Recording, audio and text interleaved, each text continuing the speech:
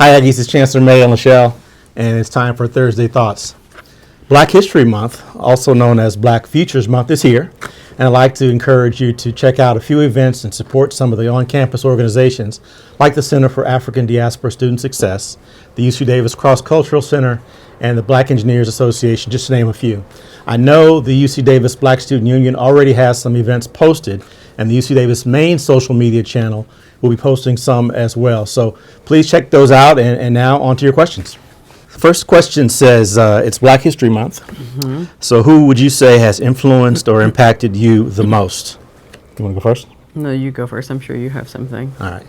Well, the people I admire tend to be people who have paid the price, so to speak, so people who've had to give up something. Muhammad Ali, who had to give up his heavyweight title for 3 years. Nelson Mandela, who was in prison for 27 years, all the way through to obviously Martin Luther King Jr. and Malcolm X, people who gave their lives for the cause. So those tend to be my most respected and admired figures. They influence you the most. Yeah. How about you? Yeah, I don't know. Maybe closer to home, more like our parents. Oh yeah, sure. Yeah. I guess that's stating the obvious. But, yeah. Yeah, but I would to say that they influenced me was probably my family, your mom, my mom, those type of people had the most impact and influence. But who do I admire? Yeah. Top of my list these days have been Serena Williams and Venus Serena? Williams. Yeah, that's a good one. Yeah, I just love both of them. I just think about what they had to endure and their accomplishments, and some people on the tennis circuit talking about the difference between them and the current players and how they've had this marathon. Yeah. I see them as a marathon, and the newer ones are more like in a sprint. So yeah. I just give my hats off to them. On that note, I would say their father, Richard Williams. Right. We saw the movie King a big Richard. Impact and great and influence. as a girl dad myself, I really am impressed by what he did and admire that. So, Your turn. Okay. What's a piece of advice that you think would be helpful for young Black people today? I always give advice to young people in a variety of ways. I think certainly belief in yourself is important. Finding mentors is very important. Having a good work ethic, integrity, all those things are really important. And I would continue to give that advice to young African American students or young African American people or just young people in general. Those are the pieces of advice I would share. Okay. Young, I like the word young because that means, what does that mean? If they're less than 30. It means not us. Yes, absolutely. So when I say young, I think less than 35. Okay. My advice would be try not to make social media and these avenues your PowerPoint.